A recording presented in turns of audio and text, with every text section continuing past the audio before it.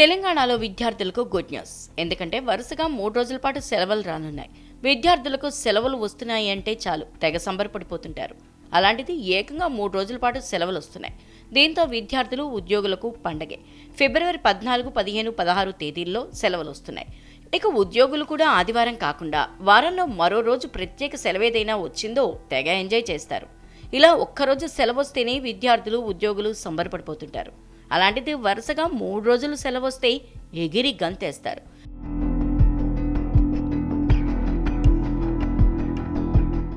ఫిబ్రవరి 14 కూడా షబ్-ఏ-భారత్ సందర్భంగా తెలంగాణ ప్రభుత్వం ఆప్షనల్ హాలిడే ప్రకటించింది. కొన్ని పాఠశాలలకు సెలవు ప్రకటించకపోయినా దాదాపు చాలా పాఠశాలలకు సెలవు ఉంటుంది.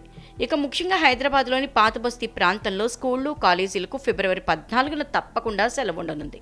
ఇక మిగతా శాఖలకు కూడా సెలవు ఉండే అవకాశం ఉంది. ఫిబ్రవరి 14న వ్యాలంటైన్స్ డే దినోత్సవం. ఈ రోజు ఆప్షనల్ హాలిడే ఉండటం కాలేజీ యువతకు కలిసి రానుంది. ఇక ఫిబ్రవరి 15న శనివారం బంజారాలు ఆరాధ్య దైవంగా కొలిచే సంత్ సేవాలాల్ మహారాజ్ జయంతి. తెలంగాణలో బంజారా వర్గం ఎక్కువగా ఉండటంతో ఆ రోజున ప్రభుత్వ సెలవు దినంగా ప్రకటించాలని గతంలో బంజారాలు కూడా డిమాండ్ చేశారు. గత సంవత్సరం ప్రభుత్వం సేవాలాల్ జయంతిని ఆప్షనల్ హాలిడేగా ప్రకటించింది.